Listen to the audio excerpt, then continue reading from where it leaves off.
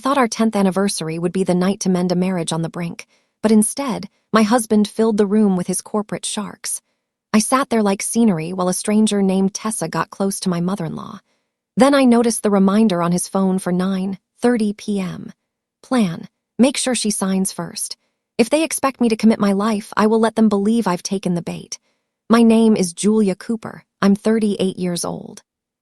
Standing in the foyer of the Obsidian, one of Cincinnati's most extravagant steakhouses, I adjusted the strap of my black silk gown and forced a smile that didn't reach my eyes. This was supposed to be our 10th wedding anniversary. A decade of marriage normally called for closeness, perhaps a secluded table with a fine bottle of Cabernet and a discussion about how far we'd come. Instead, I stepped into a space that resembled a corporate quarterly review more than a romantic dinner. Mason stood at the center of the private dining room, commanding attention. He looked flawless in his navy suit, the one I had chosen for him, but his eyes didn't light up when he saw me. They held a calculating gleam. He lifted his glass, not to toast me, but to acknowledge his latest arm candy. That's what I had become. I was the ornament in the Hall family legacy. I moved among the guests, exchanging perfunctory air kisses with women who didn't know my favorite shade of anything but could recite the precise increase in my husband's stock portfolio. No one asked about me. No one inquired about the charity work I had started or the books I had been enjoying. Their questions were identical, shot like silent bullets. How is the Hall Group performing this quarter? Has the merger closed? Is Mason satisfied with the new acquisition? I was Julia to them. I was Mrs. Mason Holt, a channel for information and a symbol of stability. Then I saw her. She was near the bar, entirely too relaxed for a stranger at an anniversary celebration. Young, maybe 25, with blonde hair flowing down her back in perfect waves and a dress more expensive than my first car. Her name, I would soon discover, was Tessa Lane. But what froze my blood wasn't her looks. It was the way my mother-in-law, Diane Hall, held her hand. Diane was a woman who treated affection as if it were a limited resource she rarely shared. Yet here she was, patting Tessa's hand, whispering something that made the girl laugh.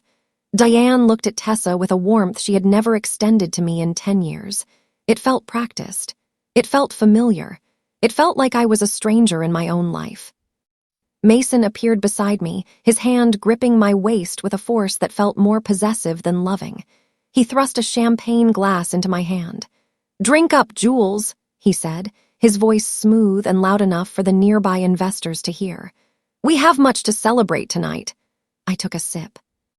It was costly, sharp, and unpleasantly bitter. Mason leaned closer, his breath carrying the scent of scotch mixed with mint. "Listen," he murmured near my ear. "After dinner, before they bring out the cake, I need you to put your signature on a few documents. Nothing exciting. Just routine tax reorganization paperwork for the estate. Leonard wants everything submitted first thing in the morning. Purely procedural." Purely procedural. I studied his face, trying to find the man I once married, but all that stared back at me was the refined mask of a corporate predator. I nodded slowly, slipping into the role of the compliant wife. Outwardly calm. Inwardly, my thoughts were spiraling. I wasn't merely a stay-at-home spouse. I was a financial analyst. 5 years earlier, when the Hall Group was hemorrhaging money from a disastrous logistics expansion in Kentucky, I was the one who stayed awake for 3 straight weeks. I restructured their liabilities, uncovered tax loopholes, and prevented total collapse. I performed the duties of a chief financial officer while being paid like a middle-tier manager, labeled a consultant to appease the board. They relied on my intelligence to rescue their empire, and now they expected me to sign documents without reviewing them. "Of course, Mason," I replied evenly. "Anything for the family." He tightened his grip on my waist, pleased, then turned away to laugh at something one of the board members said. He believed I was pliable, easy to shape. He assumed the champagne would blur my judgment. He was mistaken. The room felt hot, oppressively so. The rich aroma of roasted meat mixed with overpowering perfume made my stomach churn. I needed a pause. I watched Mason set his phone down on the white linen tablecloth as he reached for a platter of oysters. He was distracted, soaking in the admiration of his sycophants. The phone screen illuminated. simple calendar alert. The glow sliced through the low restaurant lighting. My eyes, trained to scan spreadsheets in seconds, locked onto the text, and the words branded themselves into my mind. Proposal, 9:30 p.m. Make sure Julia signs first. My heart stalled. The chatter around me dissolved into a muffled hum. A proposal at my anniversary dinner, and suddenly everything aligned with horrifying clarity. Tessa Lane. Diane's warmth. The insistence that I drank. The urgency to sign papers before dessert. They weren't reorganizing the estate. They were removing me. Those documents weren't tax forms. They were likely a settlement or asset transfer disguised as routine paperwork. If I signed them, I would leave with nothing. And at 9:30, Mason would propose to his mistress in front of everyone, solidifying her place while erasing mine in a single, ruthless gesture. The cruelty was staggering. Efficient. Clinical. Exactly how the halls conducted business. I lifted my gaze to Mason. He was laughing loudly, head tilted back, checking his watch. 8:15 p.m. He had 75 minutes to dismantle my life. I took another sip of champagne, but this time I let the bitterness linger on my tongue. I let it drive me. A cold, controlled calm spread through my body, the same icy precision I had felt when I uncovered the missing millions in the company ledger years ago. If they wanted me to sign first, I would let them believe I was ready. I would let them think I was the clueless, tipsy wife they had carefully constructed. I would smile. I would nod. And I would wait because tonight I had my own agenda. "You look stunning, Jules," Mason said, turning back to me, his gaze sliding over me as though I were an expensive ornament he was about to sell. "Thank you, darling," I replied. And for the first time that evening, my smile was authentic. It was the grin of a hunter who realized their prey had walked straight into the trap. "I'm just so happy to be here with all your friends," he said. The game had begun, and Mason had no idea he was already losing. The message on Mason's phone hadn't just ruined the evening. It reframed the entire last 6 months of my life. As the waiter topped off my wine, my mind started to replay the past half-year with a sharp, sickening clarity. The signs had been there all along, scattered like breadcrumbs I had been too trusting to follow. Mason had been growing distant gradually, a slow freeze I had mistaken for market stress. He was constantly disappearing into emergency meetings that ran late into the night. Whenever I asked about them, he would exhale that heavy, performative sigh of the martyr and tell me I was smothering him. "You're too sensitive, Julia," he would say, turning his back in bed. "You're imagining distance where there's only work. Don't make this harder than it needs to be." I had believed him. I had blamed myself. I had even bought books on how to support a busy executive partner. But now, seeing him laughing with a board member, I understood that his coldness wasn't a byproduct of work. It was part of his exit plan. And it wasn't just the emotional withdrawal. My analyst mind kicked in, bypassing the heartbreak to focus on the evidence. Over the past few months, there had been an unusual pattern in my email activity. I still had access to the corporate server, a remnant from when I rescued the logistics division, though I rarely used it except to check benefits. Recently, though, Mason and his father, Leonard Hall, had begun copying me on dozens of emails each week. At first, I thought they were finally keeping me informed, acknowledging my financial expertise. The emails were always about the North Creek project, a subsidiary I knew was hemorrhaging money. The subject lines seemed harmless, updated ledgers, quarterly forecasts, but the body often included phrases like, "as per Julia's recommendation," or "following the strategy approved by Julia." I had never recommended anything. I had never approved a plan for North Creek. I assumed it was sloppy shorthand, or perhaps they were reusing my old templates. Now, the truth hit me like a punch to the stomach. They weren't keeping me informed. They were creating a paper trail, copying me and attributing approval to me on decisions I never sanctioned. They had relied on my silence, assuming I wouldn't contest my own husband. They were setting me up as the architect of a financial disaster. If that subsidiary collapsed, Or if an audit revealed discrepancies, the blame would land squarely on me, the supposed approver of every flawed decision. I glanced across the table at Diane Hall. My mother-in-law was delicately cutting into her filet mignon just last week. She had taken me to lunch, a rare gesture. She had spent the entire hour extolling the virtues of sacrifice. "Family is everything, Julia," she had said, gripping my hand with her icy fingers. "But sometimes the greatest service a woman can give her family is to know when to step aside, to let the next generation take control." I had assumed she was speaking about herself, about retirement. Now I realized she was talking about me. She knew. She had always known. My gaze flicked to Tessa Lane. She wasn't just some random mistress Mason had picked up at a bar. She moved through the room with the poise of someone who belonged. I watched her signal the waiter. "Bring Mr. Holt a double scotch. Neat. No ice. Make sure it's the 18-year-old bottle, not the 12. I froze. That was Leonard's specific preference. Then she turned to Mason. "Get him a sparkling water with a twist of lime. He's starting to feel a headache." She read his physical cues. She knew his drink orders. But what happened next confirmed everything. Leonard made a joke, dry, awkward, and Tessa laughed, lightly touching his arm. "Oh, Chief, you're terrible, Chief." That was the internal nickname for Leonard, reserved strictly for the executive team and family insiders. It wasn't public knowledge. Only someone deeply embedded in the Hall group would know it, or understand that Leonard took pride in it. Tessa was not an outsider crashing the party.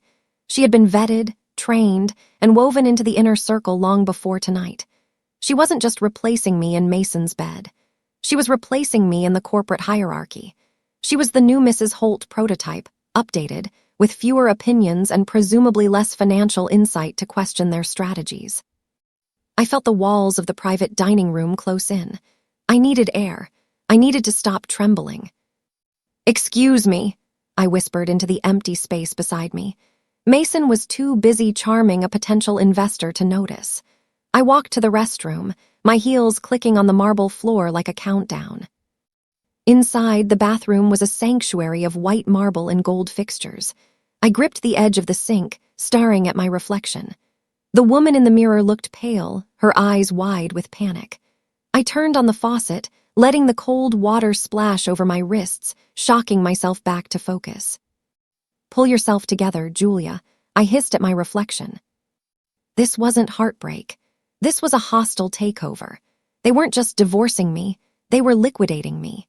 They planned to dump the toxic debt from the North Creek project onto my professional record, ruin my credit and career with a fraud investigation, and then discard me while Mason strutted away with his new compliant wife. It was calculated, it was precise, it was ruthless. I dried my hands on a plush towel. The fear in my eyes began to fade, replaced with a cold, hard determination. I reapplied my lipstick, dark red, sharp like war paint. If they wanted a foolish wife, I would give them one. I would return to that room, smile until my cheeks ached, and nod at everything they said. I would make them believe I was the lamb walking to slaughter. I checked my phone one last time before leaving the safety of the restroom. A new message appeared, not from Mason, from a number I hadn't seen in 2 years. Hank, the former floor manager from the manufacturing plant I had audited years ago. A good man, one of the few who had respected me for my mind, not my surname. The text was brief, written in all caps. "Do not sign anything tonight." They were pinning a hole on my name. A hole, accounting slang. It meant a massive unrecoverable loss or a discrepancy serious enough to lead to prison time. Hank still had contacts in the back office. He must have heard whispers. I stared at the message. That confirmation was the final layer of armor I needed. I deleted the conversation immediately, leaving no trace, drew in a steadying breath, and pushed open the bathroom door. When I returned to the table, Mason glanced up. Irritation flickered briefly across his face before he smoothed it into a practiced smile. "Everything all right, honey? You were gone for a bit," he said. "Oh, just fixing my makeup," I replied lightly. I wanted to look perfect for our anniversary photos. I sat down, lifted my wine glass, and met his eyes with a look full of carefully manufactured devotion. "Now," I said softly, leaning closer, "tell me more about these documents you need me to sign. I'd hate to hold up anything important." Mason visibly relaxed, his shoulders easing. He shared a quick, victorious glance with Leonard. They believed they had won. They believed the game was finished. They had no idea I had just changed the rules. The waiter poured a third glass of wine. This time, I barely touched it. Beneath the heavy linen tablecloth, my phone rested on my lap, its brightness turned down to the lowest setting. Mason was entertaining the table with a loud story about a golf tournament he supposedly won. Meanwhile, I quietly accessed the encrypted cloud drive I had maintained for 5 years. I called it my insurance. Inside were copies of every spreadsheet, reconciliation, and budget draft I had worked on since the day I rescued their Kentucky logistics operation. I began comparing the live figures from the company portal, access I still retained, against my private records. The pattern that formed wasn't careless bookkeeping. It was an expertly crafted work of corporate fiction. I opened the maintenance budget for the warehouse fleet. According to the report sent to the bank the previous week, the fleet had received a complete overhaul costing $200,000. But the actual work orders told a different story. Maintenance had been postponed indefinitely due to lack of funds. So where did the $200,000 go? I scrolled further, my thumb shaking slightly, not from fear, but from the thrill of pursuit. I found the answer buried in a series of invoices from a vendor called Apex Global Solutions. I had never heard of them. The invoices listed vague services, consulting fees, logistical support. Each one sat just below the amount that required board approval, but together they totaled more than $500,000 in the last quarter alone. And at the bottom of every invoice was a familiar approval stamp, digitally signed. Julia Cooper, CFO consultant. I stared at my own name glowing on the screen. The timestamps made no sense. One approval was logged at 4 in the morning on a Tuesday. Another was signed while I was attending a yoga retreat in Sedona with no cell service. I hadn't authorized any of them, but legally it didn't matter. The realization struck with sniper-like precision. My digital signature key wasn't stored solely on my laptop. It was backed up on the central server, and the only people with administrative clearance to access and deploy that key without my physical token were members of the IT department. And the head of it answered to exactly one man. Leonard Holt. They weren't just siphoning money. They were laundering it through my identity. I needed to act immediately. "I have to take this," I muttered, standing abruptly as my phone buzzed with a fake alert I had just triggered. It was my mother. She had been feeling unwell. Mason waved me off with a careless hand, barely glancing my way. "Make it quick, Julia. The cake will be out soon," he said. I walked briskly out of the dining room, past the bar, and into a quiet alcove near the coat check. I dialed a number I had memorized but never imagined I'd need. Marisol Vega. Her voice answered after a single ring, sharp, alert. Marisol was a forensic accountant turned defense attorney. We had met at a seminar years ago, and she was the only person in my contacts who hated the Hall family as much as I was starting to. "It's Julia," I whispered, keeping my voice low. "I'm at the Obsidian. You need to listen very carefully. They're running ghost invoices through the system, using my digital signature to approve them. Apex Global Solutions." There was a pause on the line, followed by the sound of typing. "I see it," Marisol said, her voice dropping a notch. "I'm checking the public vendor registry right now. Apex Global was incorporated 3 months ago in Delaware. Registered agent is a shell company. Julia, this isn't just skimming. This is organized fraud. If the SEC or IRS examines this, your name will appear on the approval line, and Mason's name won't be anywhere near it." "They want me to sign a settlement tonight," I whispered, glancing over my shoulder to make sure no one from the party had followed me. "They're framing it as an estate restructuring." "Do not sign it," Marisol ordered. If you put your signature on a document accepting responsibility for past financial oversight, or anything vaguely worded, you are effectively confessing to a crime you did not commit. They don't need a lawsuit to succeed against you, Julia.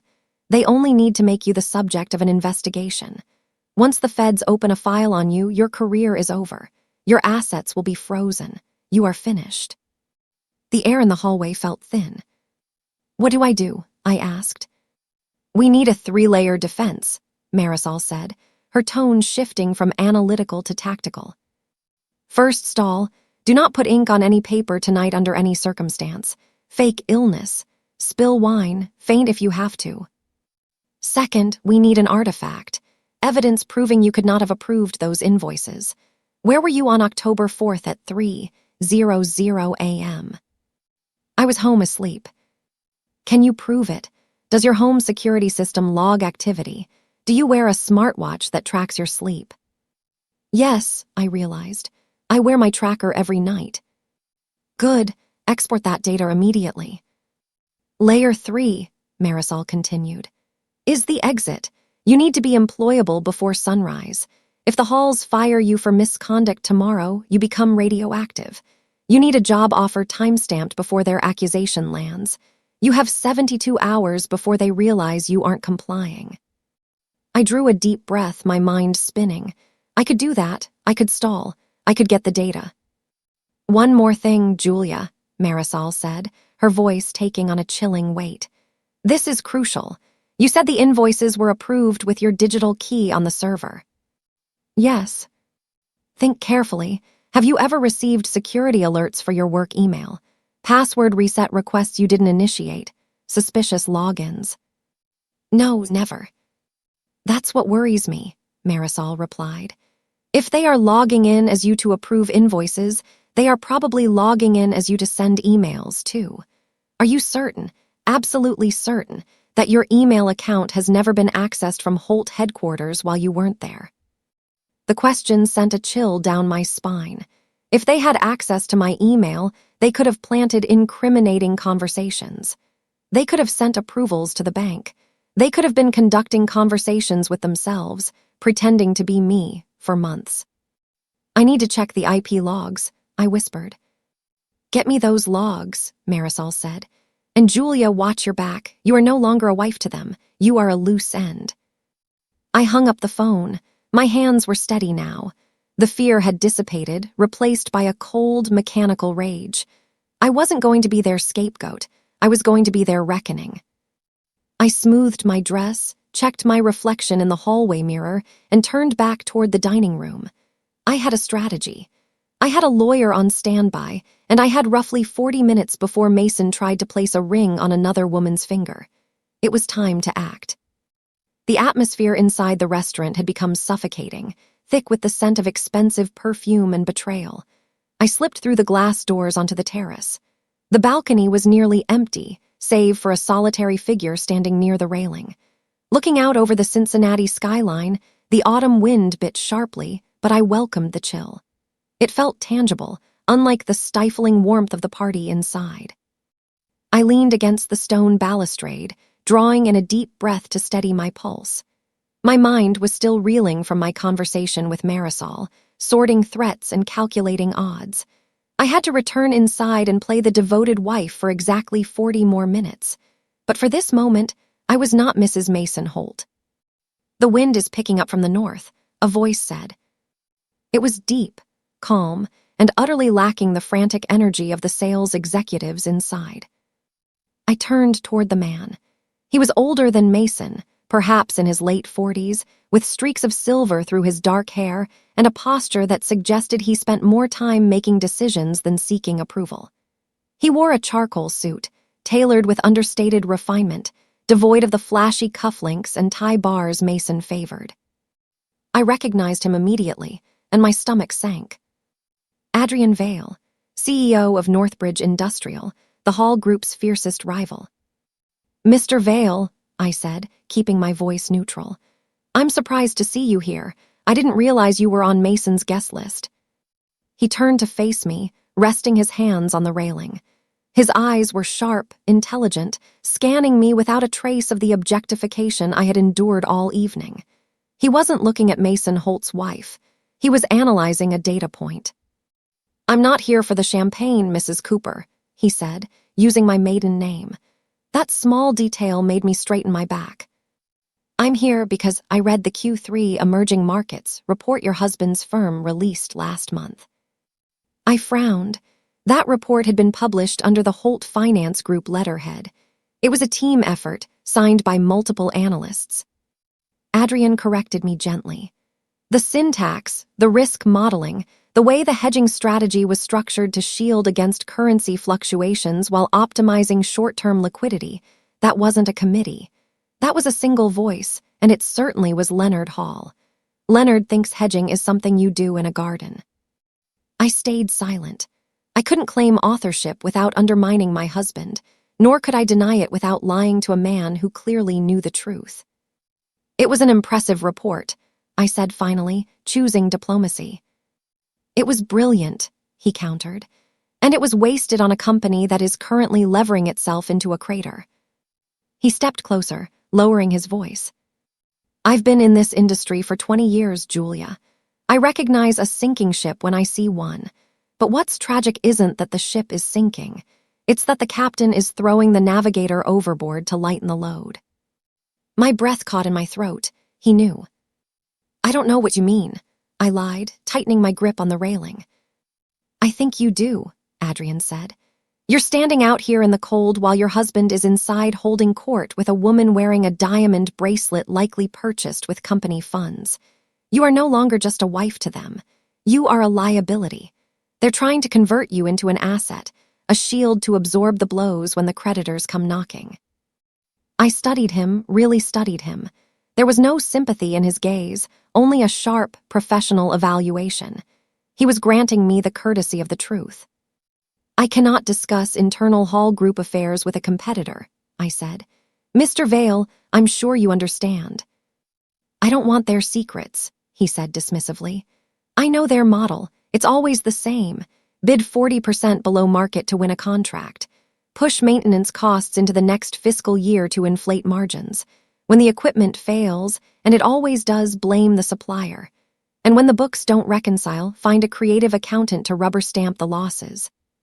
He described the Hall strategy with such chilling accuracy that I almost laughed. "Hypothetically," I said, choosing my words with surgical precision, "if a company operated that way, the person signing off on those losses would need to be extremely cautious. They would need to make sure they weren't holding the pen when the ink ran dry." Adrian nodded slowly. "Hypothetically, which is exactly why I am speaking with you." He reached into his jacket pocket and drew out a business card. It was thick, cream-colored, embossed with only his name and a direct number in black. "I'm launching a new division next month," he said, sliding the card across the stone railing toward me. "Sustainable logistics and green infrastructure. I need a chief financial officer who understands that profit cannot come at the expense of structural soundness. I need someone who can write a report like the one I read last month." I stared at the card. It was a lifeline, a way out. "There is a condition," Adrian added, his tone hardening. "Northbridge is a public company. We survive on transparency. If you want this role, you must be clean legally, ethically, and financially. I cannot hire a CFO under investigation for fraud or embezzlement. If they manage to pin their mess on you tonight, I cannot help you. You would be toxic." I picked up the card, my fingers brushing the textured surface. This was not charity. He wasn't trying to rescue me out of pity. He wanted me because I was capable. He was offering leverage, but I had to earn it. I had to survive the next 12 hours without dirt on my name. "I understand," I said, slipping the card into the hidden pocket of my dress. "I intend to stay completely clean." "Good," Adrian said. He glanced at his watch, a simple analog piece that probably cost more than Mason's car. "You should head back inside. The show is about to start." I turned to leave, but paused. "Why are you really here, Adrian? Mason hates you. He would never invite you to a social dinner." Adrian smiled, but it was a cold, wolfish smile. "He didn't invite me to dinner. Julia, he said, voice low. He invited me to watch. Watch what? He thinks he's going to merge with the Lane family fortune tonight by proposing to Tessa, Adrian said, lowering his voice so it carried more weight than a shout. He invited me because he wants his biggest rival to see him ascend to the most powerful man in the city. He wants an audience for your humiliation and his coronation. The cruelty of it stole my breath. Mason hadn't just planned to discard me. He had staged it for spectators. Thank you for telling me, I said, my voice steady despite the rage burning inside. Don't thank me, Adrian replied, turning back to the city lights. Just make sure that when he calls for that vote of confidence, you are the one counting the ballots. I walked back toward the glass doors. I was no longer trembling. The fear had vanished. I had a job offer in my pocket, a lawyer on speed dial, and the unshakable knowledge that my husband was a fool. He had invited the wolves to dinner, thinking he was the lion. He had no clue that the lioness had been sitting beside him all along, sharpening her claws. I pushed the doors open and stepped back into the warmth, ready to set it all aflame. The waiter had just cleared the main course, leaving the heavy scent of roasted lamb hanging in the air and the faint clatter of silverware. The shift at the table was subtle at first, a tightening of shoulders, a few exchanged glances among the Hall family. It was the synchronized movement of a pack of wolves circling a wounded deer. Leonard Holt didn't wait for dessert. He stood, buttoning his suit jacket with a crisp, decisive motion, and moved around the table to stand directly behind my chair. He didn't look like a father-in-law celebrating an anniversary. He looked like a judge delivering a sentence. He placed a thick, leather-bound folder on the white tablecloth in front of me. The sound it made, a dull, heavy thud, seemed to reverberate through the sudden silence of the private room. We need to finalize this administrative business before the festivities continue, Leonard said. His voice was strong enough to command attention, yet controlled enough to maintain a veneer of privacy.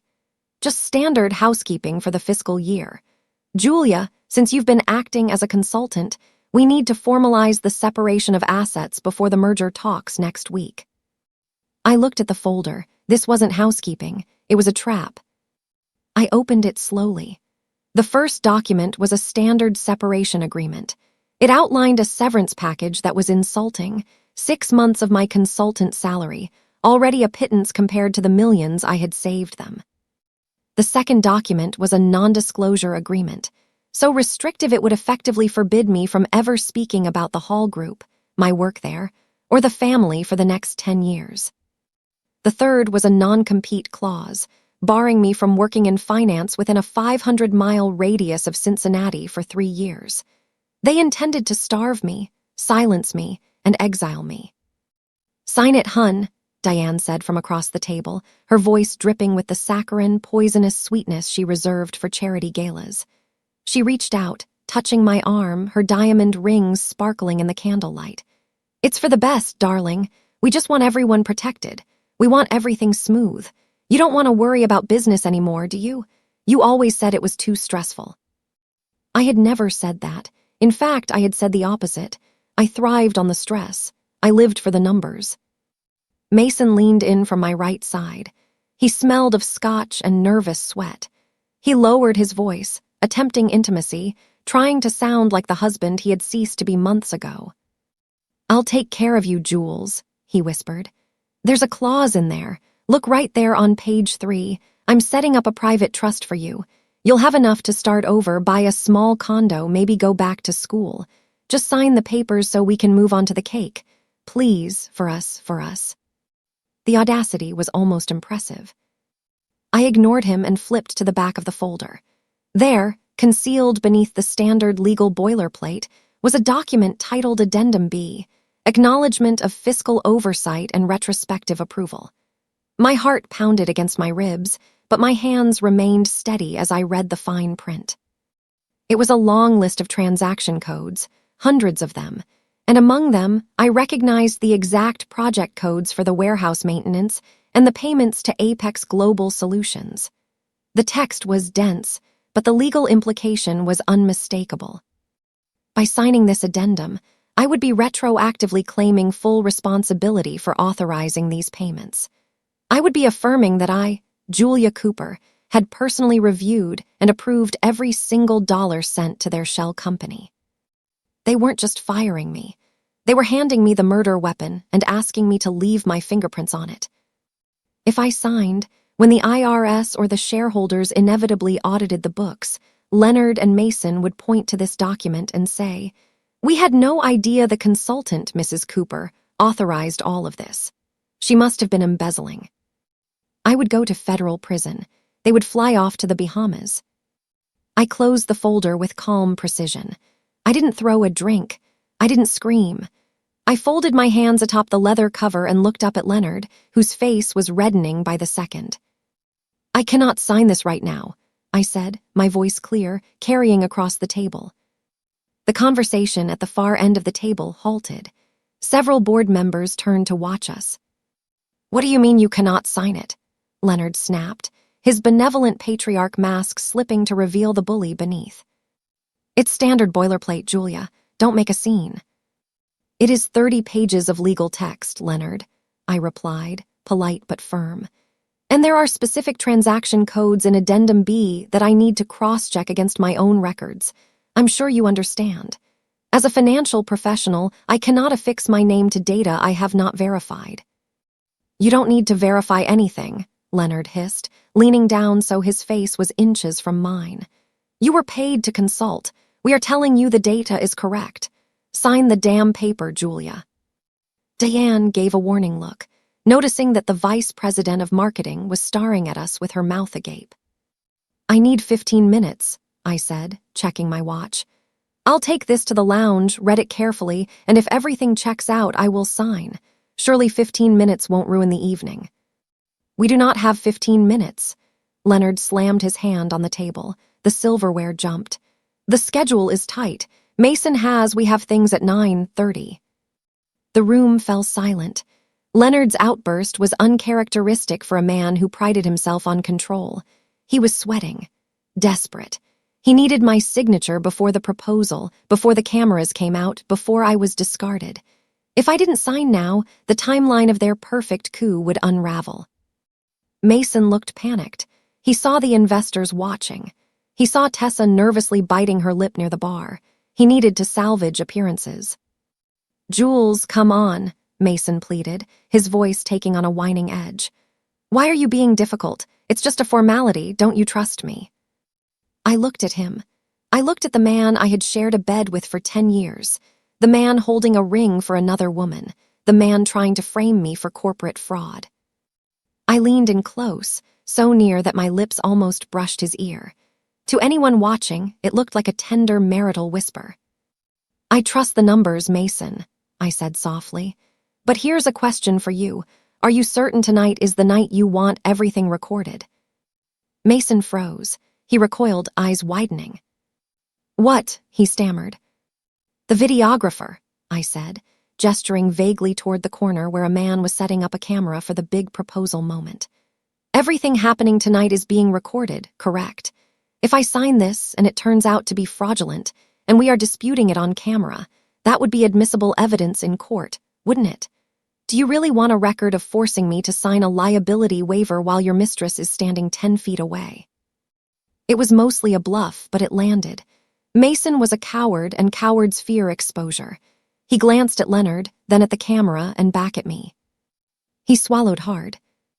"Give her the 15 minutes. Dad," Mason said, his voice trembling. "Mason," Leonard barked, "just give her the time." "She'll sign. She just needs to read it.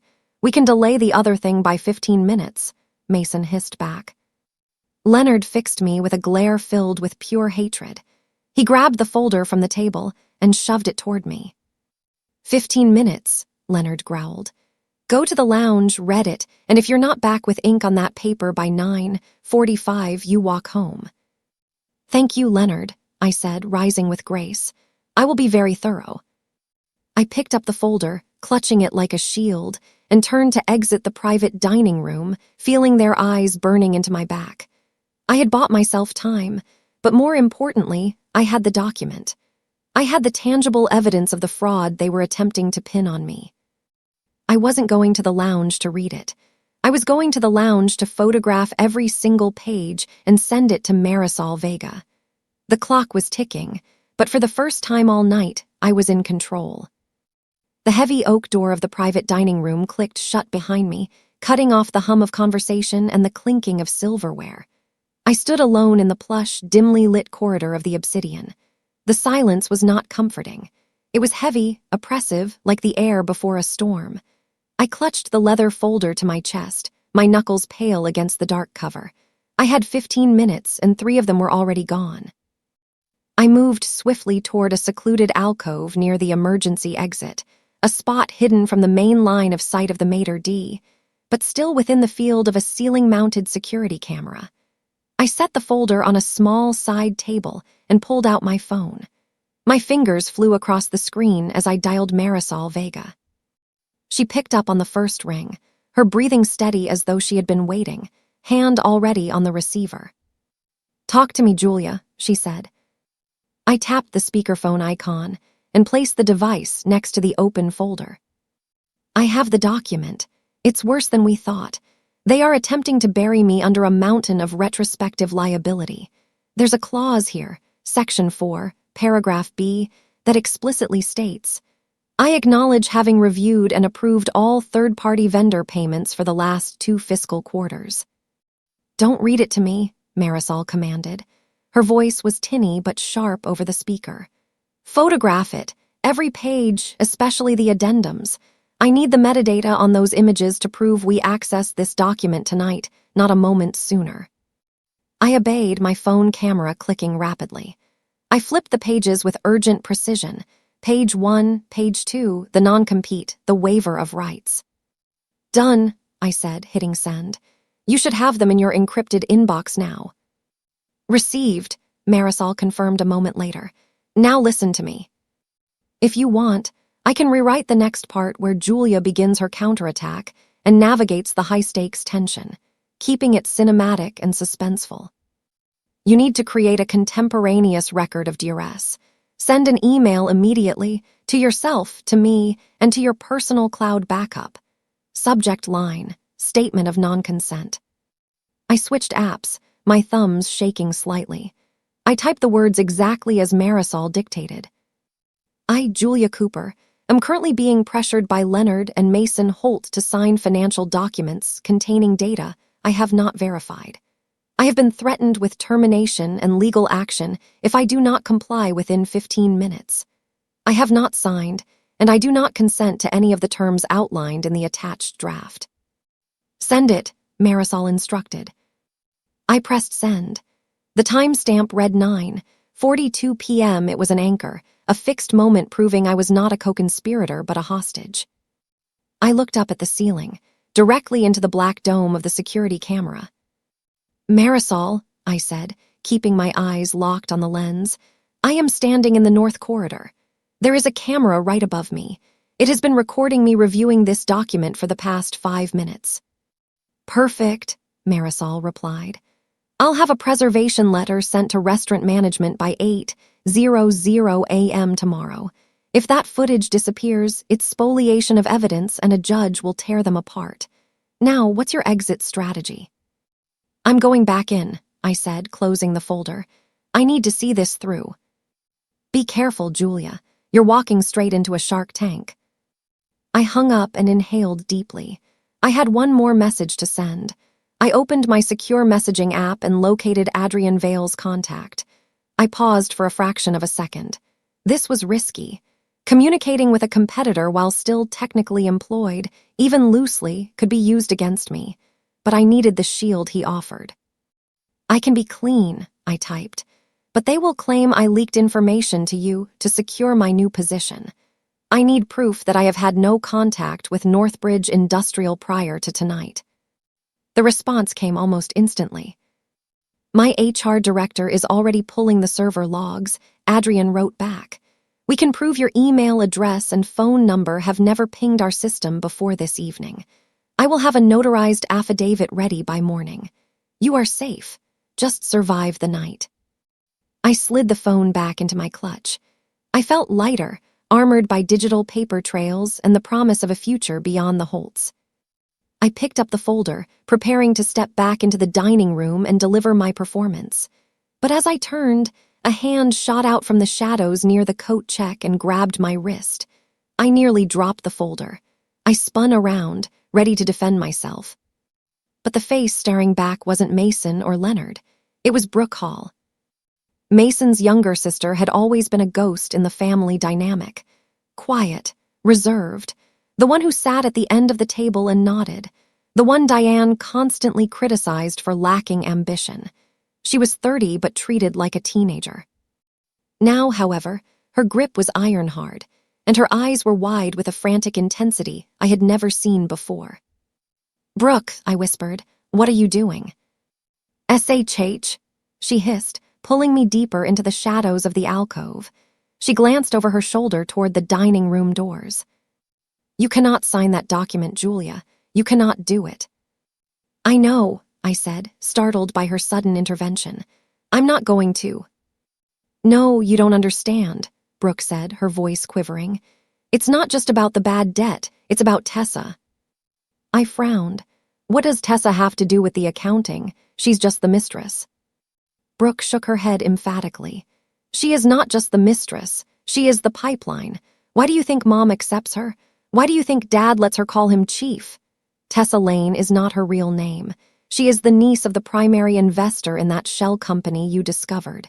She is how they are moving the money out." My mind raced. It made perfect sense. The immediate acceptance, the familiarity, the way Tessa moved through the family circle as if she belonged. She wasn't a romantic fling. She was a business partner. Mason was proposing to a money-laundering scheme.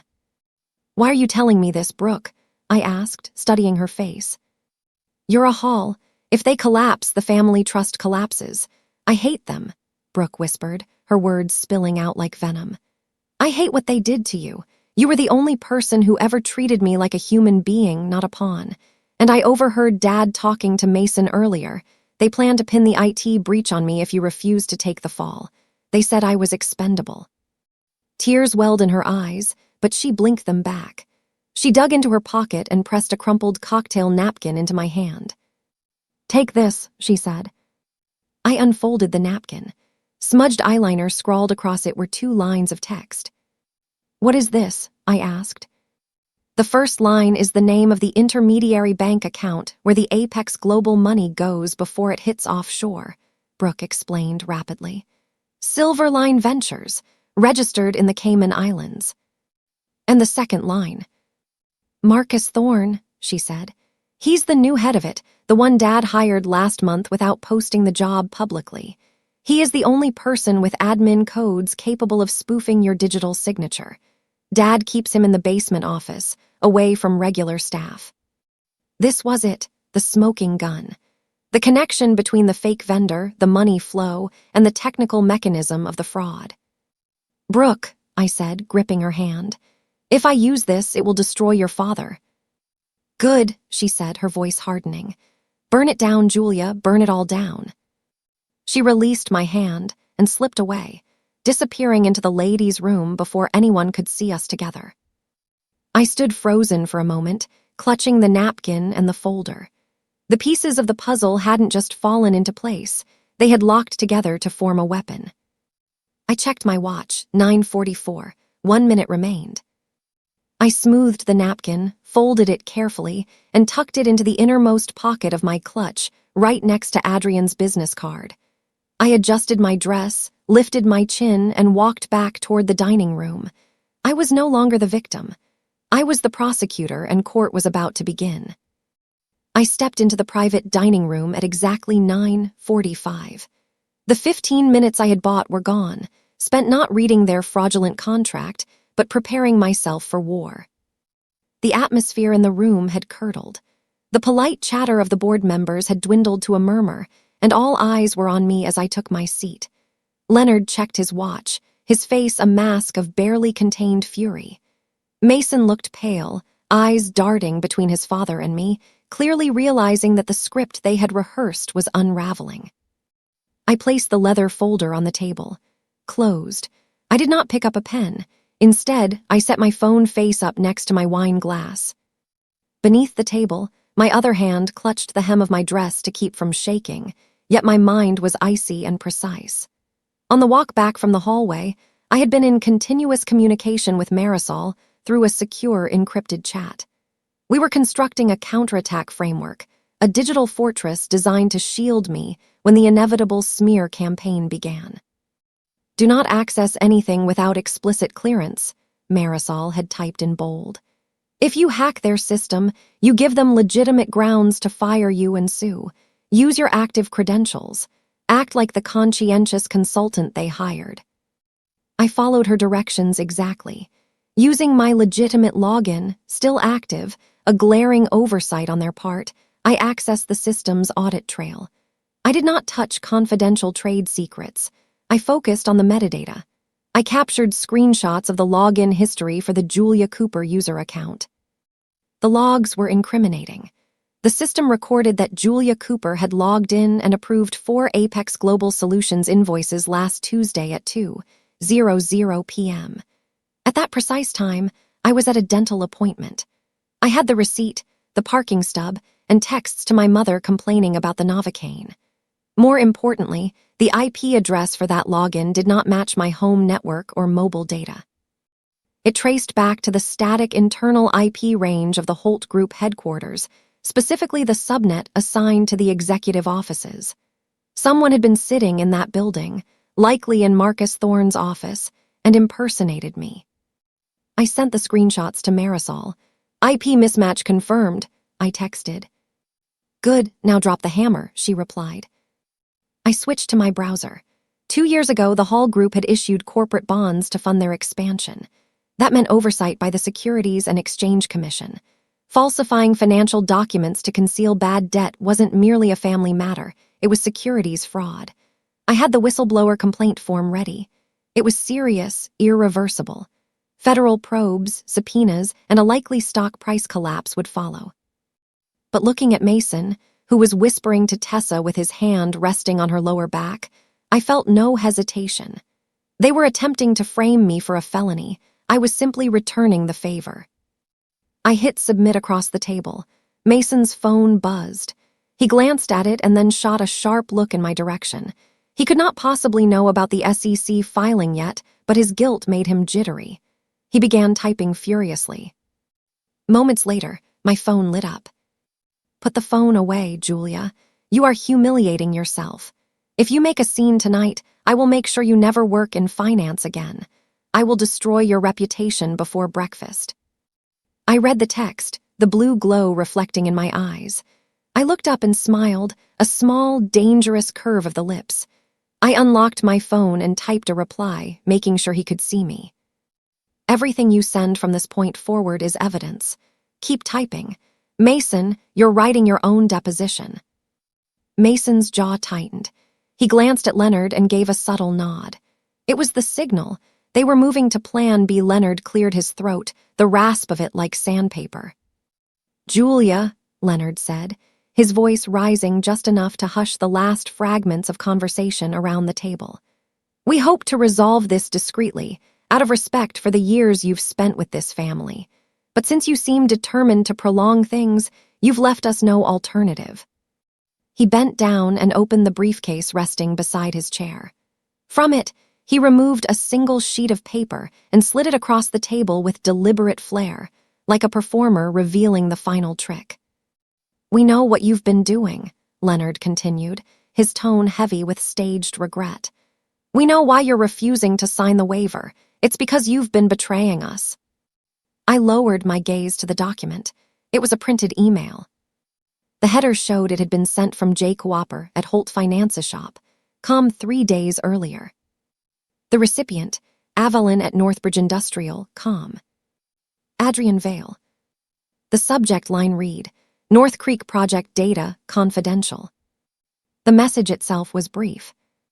"Here are the projection models you requested. This should help you undercut their bid on the logistics contract. Let me know when the transfer is complete." A wave of gasps rippled through the room.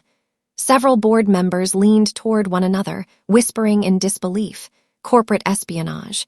In this world, it was the unforgivable sin. "You've been leaking proprietary information to our primary competitor," Leonard declared, scanning the room to ensure everyone was listening. "We discovered this on the server earlier today. We intended to offer you a quiet exit, a chance to resign with grace. But now, we have no option but to terminate you for cause and pursue legal action for breach of contract." It was expertly executed. If I were painted as a spy, then every accusation I made about their fraud would sound like the desperate deflection of a disgraced employee. They were poisoning the witness before the trial could even begin. Mason shook his head slowly, his expression carefully crafted into one of wounded disbelief. "I defended you, Jules," he said softly. "I told Dad it couldn't be true. How could you do this to us, to me?"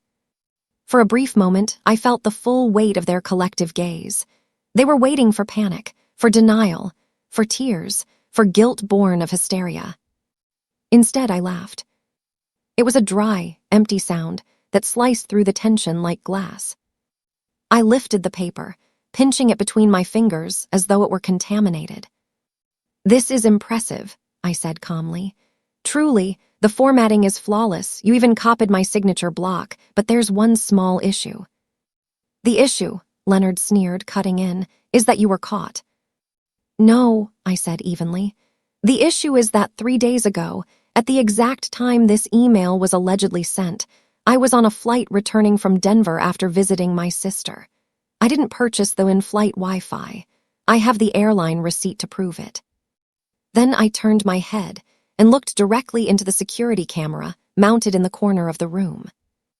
"And more importantly," I continued, returning my gaze to Leonard, "I spoke with Adrian Vale earlier this evening. His legal team has already pulled Northbridge Industrial's server logs. They have a notarized affidavit prepared confirming that this email never arrived in their system." I let the silence stretch. "It wasn't received because it was never sent. You generated it internally to fabricate a paper trail, but you forgot to confirm that the other side ever got it." Leonard's face drained of color, shifting from crimson to a sickly gray. He knew spoofed emails left forensic traces if examined closely. He had simply gambled that I'd be too shaken to push back. He hadn't anticipated that I'd already aligned myself with Northbridge's CEO. "That's a lie," Mason blurted, rising from his chair. "You're bluffing." "Am I?" I asked calmly. "Call Adrian, he's in the building. I'm sure he'd be happy to step in and clarify the timeline." I leaned back in my chair and folded my arms.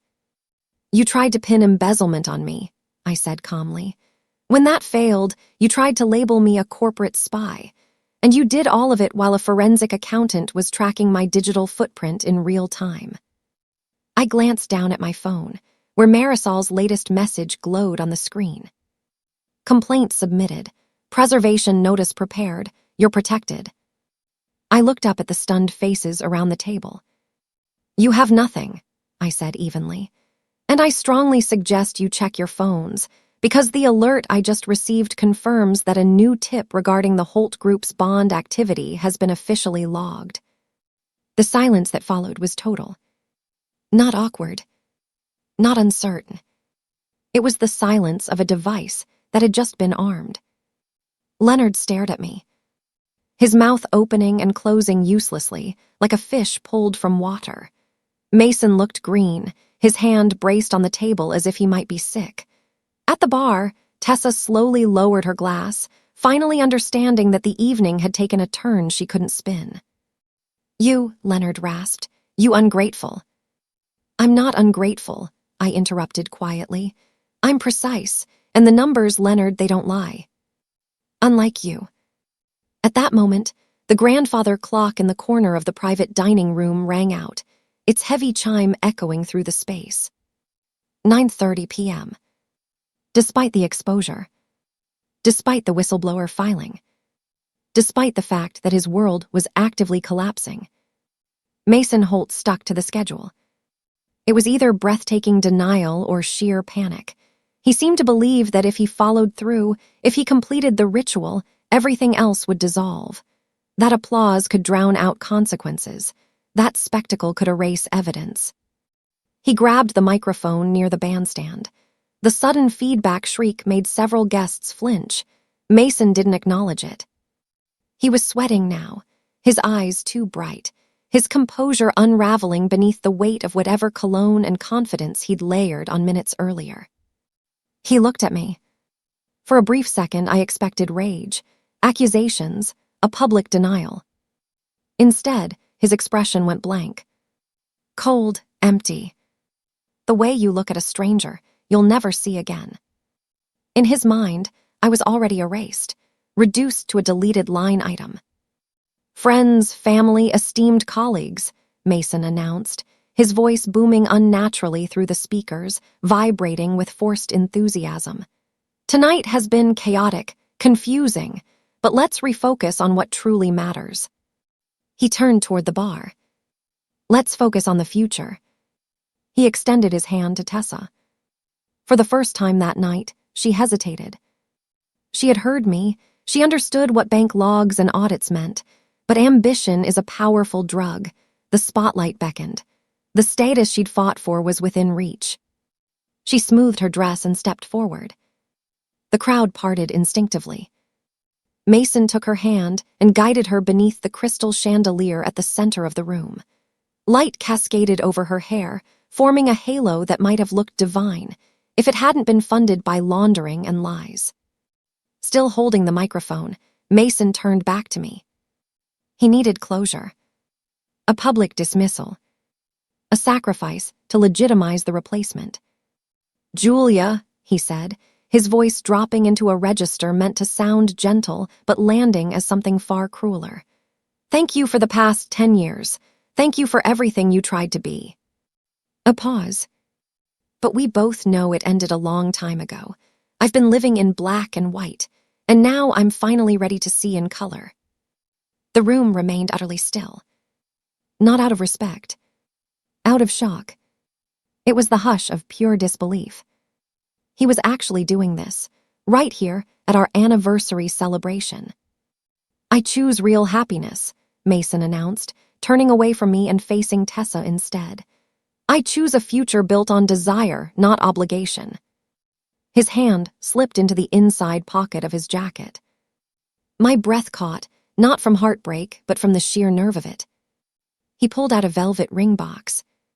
Mason Holt dropped to one knee. Tessa Lane, he said, snapping the box open. Inside was a diamond so large it bordered on grotesque, easily 5 carats, radiant cut, throwing shards of light across the room. Will you honor me by becoming my wife and helping me build a new legacy with the Holt family? For 3 full seconds, no one moved. The contradiction was overwhelming. They were gathered to celebrate my marriage, watching my husband propose to another woman, while I sat 10 feet away holding evidence that could end him. Then instinct took over. Diane Holt gasped dramatically, clapping her hands to her mouth. Oh, finally, she cried, tears spilling down her cheeks, as artificial as the pearls at her throat. My son is finally happy. Leonard began to clap. Slow, deliberate, authoritative. It was a command. Applaud or you're next. At first, the clapping was hesitant. Then it grew louder. A few younger wives lifted their phones, filming what they thought was a shocking romantic twist. Nervous laughter rippled through the room, sharp, uneasy sounds filling the space. They were witnessing a public execution and applauding the man holding the blade. Leonard met my gaze from across the table. He was smiling. A smug, triumphant curl of the lips. He believed this was the moment I would break. That public replacement would crush me so completely I'd beg for mercy. Cry, run, collapse, sign whatever he put in front of me just to end the humiliation. What he didn't know was that I had already grieved this marriage 2 hours earlier, alone in a bathroom stall. I stood. The movement was measured, graceful, controlled. The soft whisper of silk was swallowed by the applause, but my presence was. I lifted my champagne flute, not to throw it, but to raise it, and walked toward the center of the room, stopping just beyond the circle of light where Mason was sliding the ring onto Tessa's finger. Excuse me, I said. No microphone, but I didn't need one. My voice carried with the crisp authority of a boardroom command. The clapping faltered. Phones swung in my direction. Mason glanced up, irritation flashing across his face. "Sit down, Julia," he snapped under his breath. "Don't ruin this." "Ruin it?" I smiled, calm, composed, and deeply unsettling. "I wouldn't think of it," I said smoothly. "I only wanted to offer a toast." I raised my glass. "To Mason and Tessa," I said clearly. "A truly perfect pairing. A match made in heaven, or more accurately, a match financed through the Cayman Islands." The room stiffened.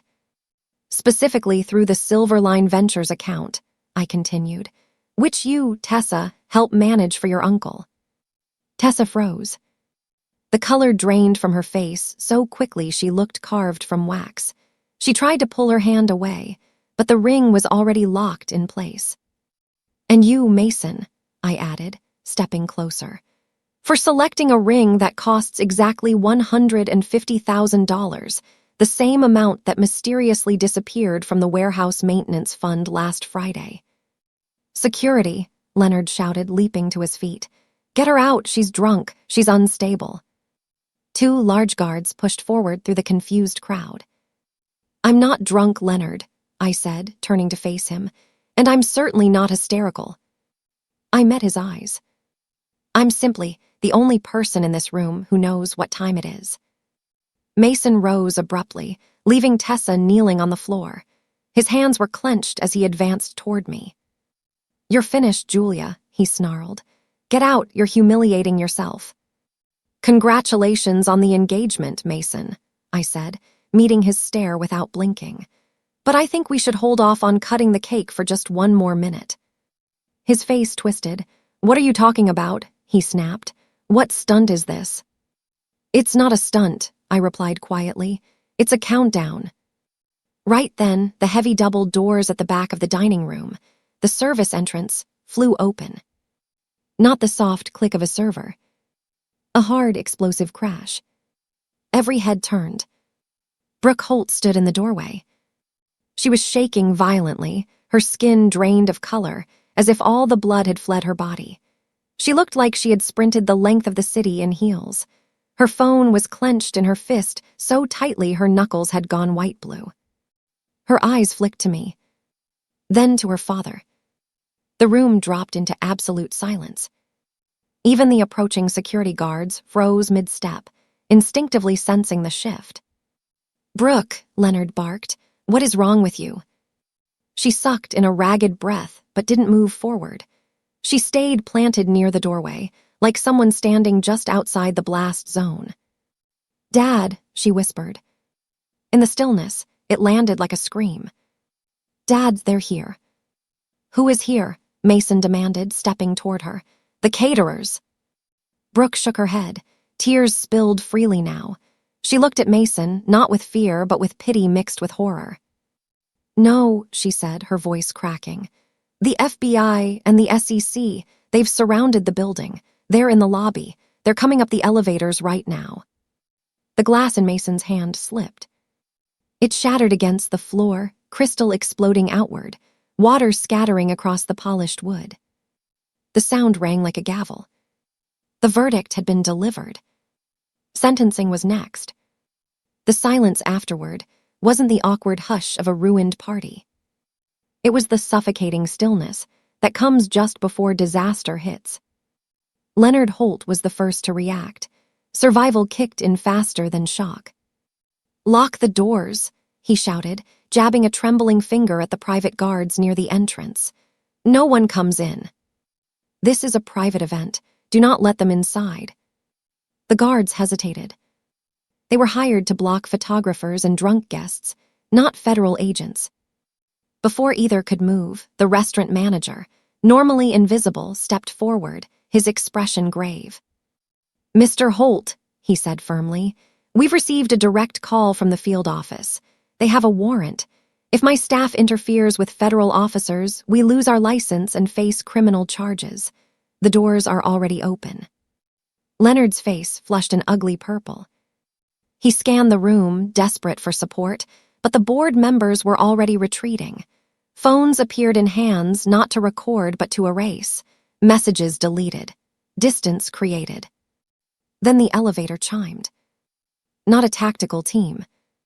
Just one woman. She stepped out with the controlled stride of someone who owned every inch of space she occupied. Dressed in a sharp black suit, briefcase in hand, she moved like a blade. Marisol Vega.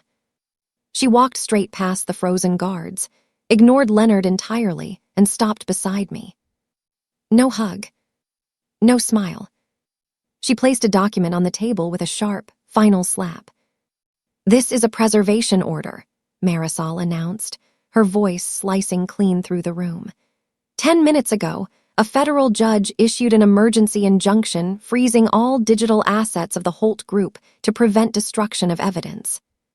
And this, she laid down a second sheet, is an immunity letter for my client, Julia Cooper, contingent upon her complete cooperation as the lead whistleblower. Mason stared at the papers.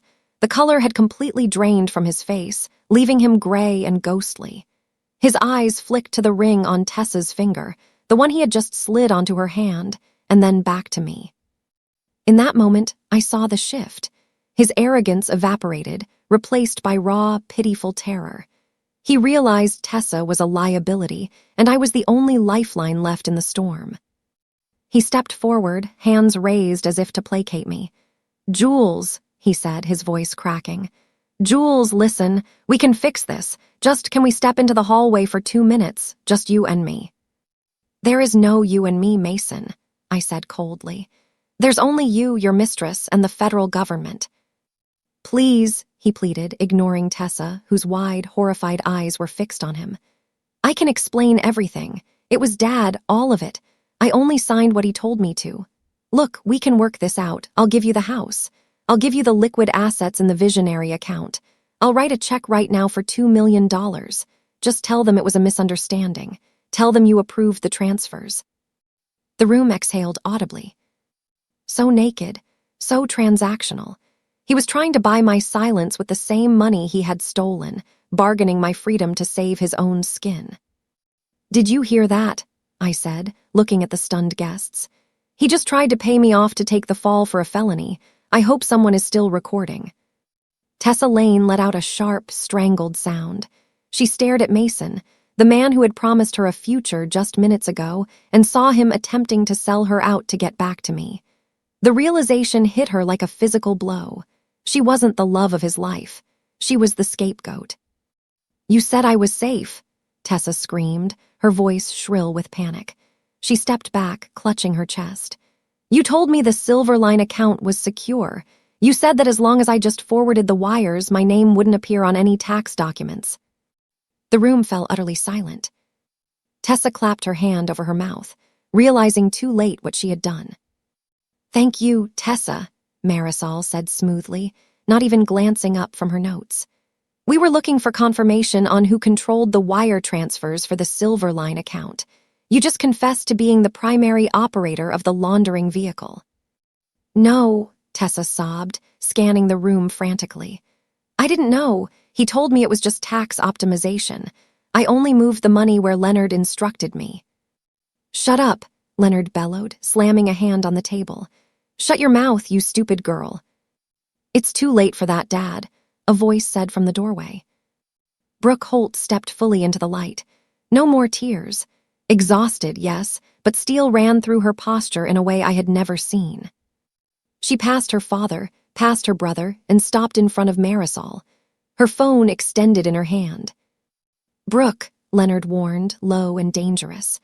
"If you hand that over, you are out, cut off from the family. Do you hear me? Penniless." For 30 years, that threat had silenced her. Tonight, it meant nothing. "I'd rather be penniless than be you," Brooke said. She handed the phone to Marisol. "What is this?" Marisol asked.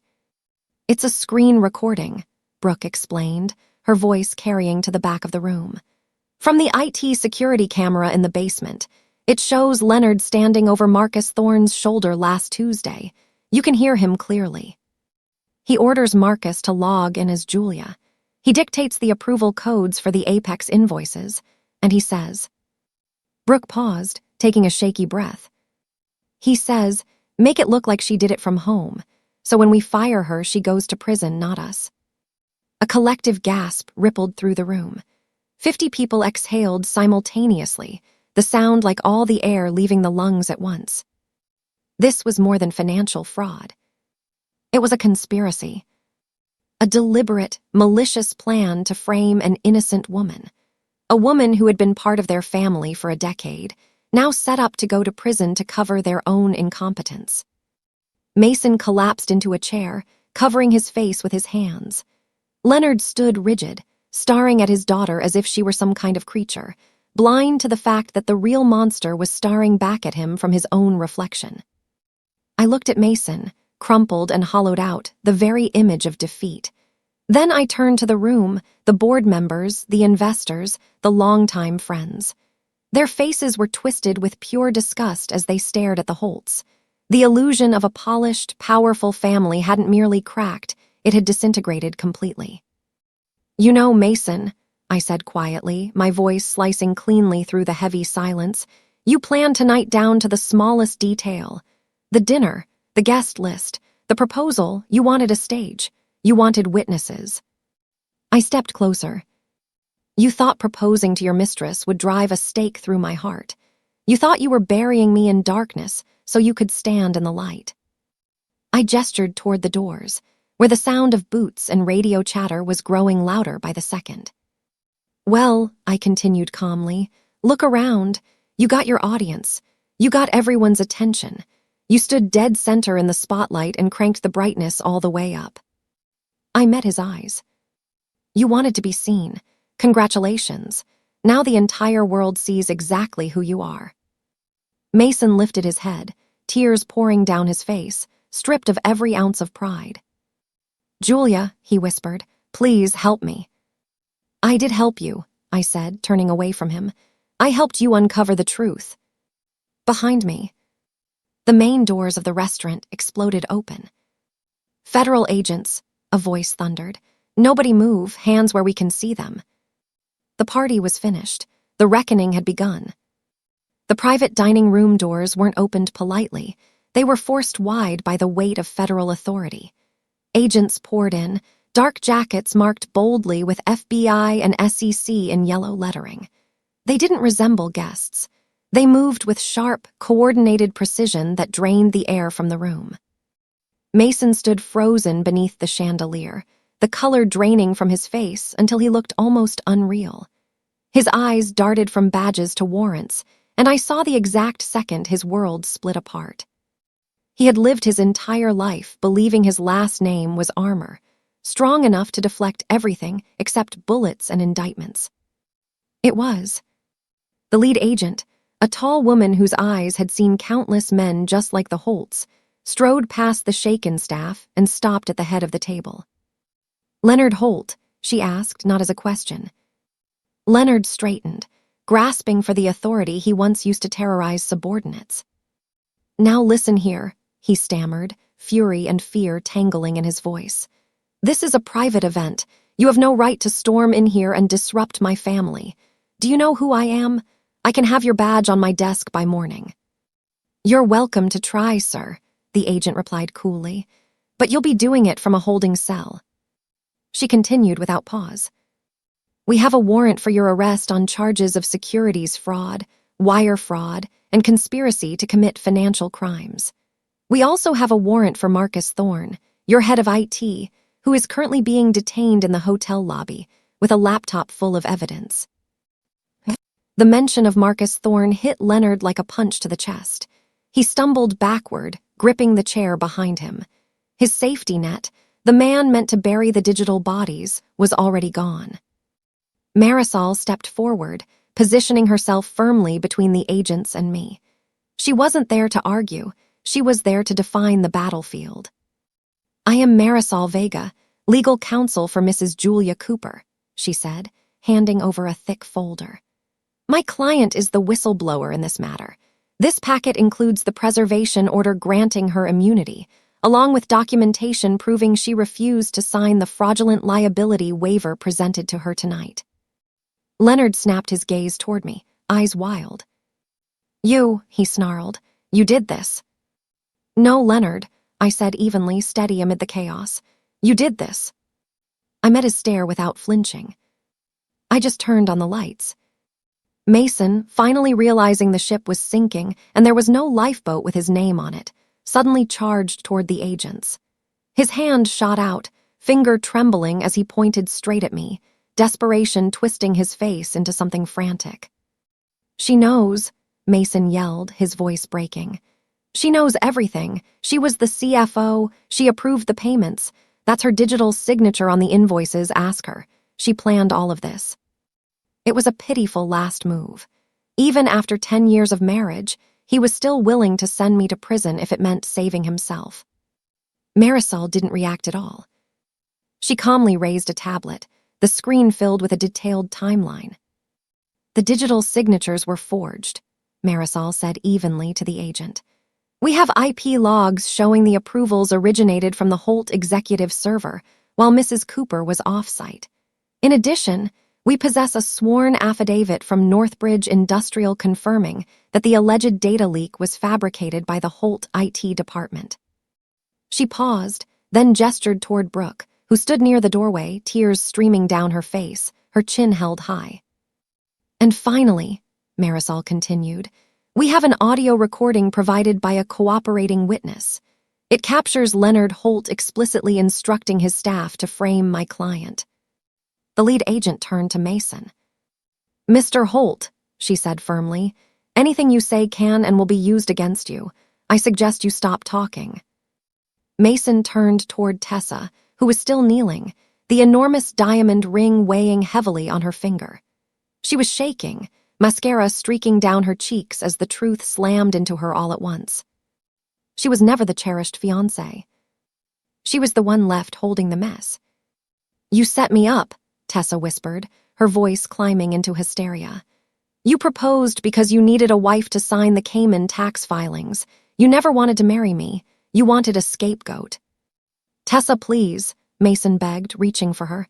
Don't say anything. Don't touch me, Tessa screamed, scrambling backward across the floor. She turned to the agents, hands raised in surrender. I'll talk. I'll tell you everything.